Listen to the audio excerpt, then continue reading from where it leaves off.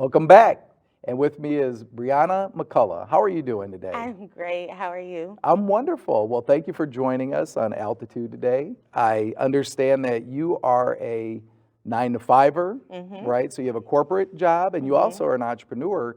You have your own STEM related and other type of business. Yes. So we're going to dive right in and just jump right in. So tell us what you do on your 9 to 5. I am a network automation engineer at Target Corporation. I work with network configurations on our server. So Mm-hmm. I always tell people I work in infrastructure, right? So if I'm doing my job correctly, you should never see me because infrastructure is what lays under like applications and stuff like that. So I just work with the servers behind the scenes. And I am the founder of Bree Limitless. It's a woman empowerment brand. It's how I have documented my journey in technology.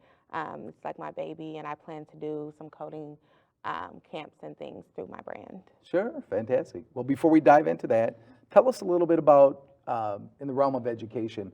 Did you always, when you were younger, like you were 16 Hmm. years old, did you always decide you were going to be a network automation engineer? No, Okay.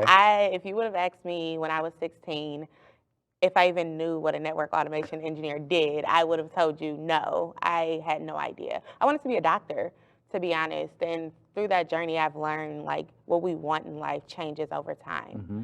So I went to college and got 3 years in, and I was still majoring in human biology. Okay. So it took me 3 years and wasted college credits before I figured out what I wanted to do. Right, right. And that's a big story. It's in the news, student loans and, you go to a 4-year school, but then by the time you get through it, either everything's changed or the technology is morphing so quickly, So I'm glad that you had a chance to really decide to do what you wanted to do. Absolutely. So tell us a little bit about lifestyles, like outside of your work and outside of maybe Breed Limitless is what you do for fun. You do anything for fun, or what do you like to do with all your Oh, money you make as a? If you follow me on social media, you know I'm always out of town. I am on the go all the time. I'm from Detroit, Michigan, so I go home a lot. Okay. I have 2 older brothers and a big family. I have nieces. I love them to death. I go home a lot, and I Okay. travel. I'm always overseas. I'm Okay. always shopping. So it's been a lot of fun. Well, with your job that you do and with the company that you work for, it affords you those luxuries to be able to go do those Absolutely. things. Absolutely. So there's a better lifestyle in place for you. So tell us a little bit about what a day-to-day 9 to 5 part of your life is like at the company that you work for. Yeah, so I would say that I work a very flexible schedule, which is Mhm. great, which is why like 9 to 5 doesn't really always fit. You know, Okay. when people talk about jobs, they always assume 9 to 5, but I kind of make my own schedule. So as long Mhm. as I'm getting work done and things are moving in place, then I could get to work at 7 a.m., leave at 3, or get to work at 8, stay later some days. It just depends on what the work is like for that day. Right now, I'm learning Ansible, which is a new network configuration tool, and we're moving away from Chef. So I've just been spending the last couple of weeks really learning, and that's another thing. You never stop learning as an engineer.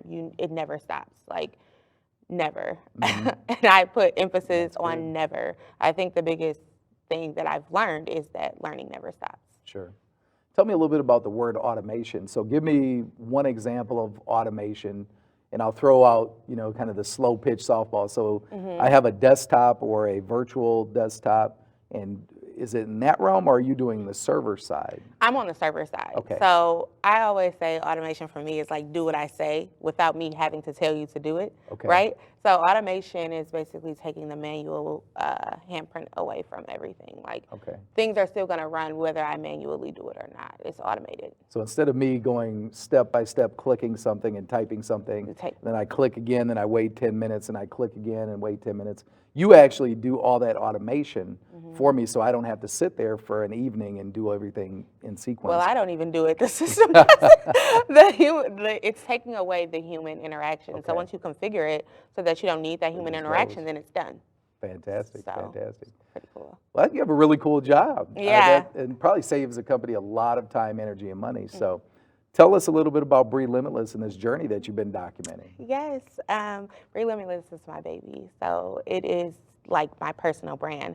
So I started off writing on Medium, which is a big platform for writing, and like it started getting a lot of traction. I had a lot of articles go viral, and they were like, "You need your own personal documentation." So I created this brand, and it just took off. And I started writing. I blog about my journey. I just released a blog about how to negotiate your salary, which is a huge thing. Like Nice. a lot of people don't know how to do it.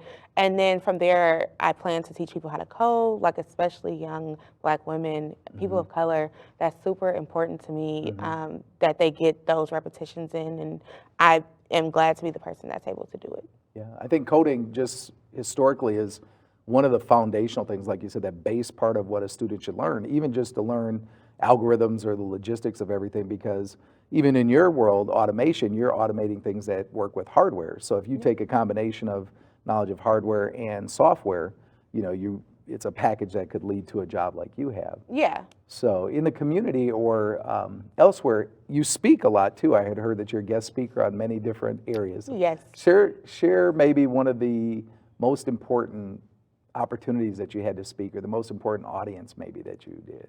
That's hard. That's a tough question. But I would always say, whenever I get to speak with children and like be able to teach coding skills to kids is always my best opportunity, because I think the best opportunity is leading the way for those coming behind you.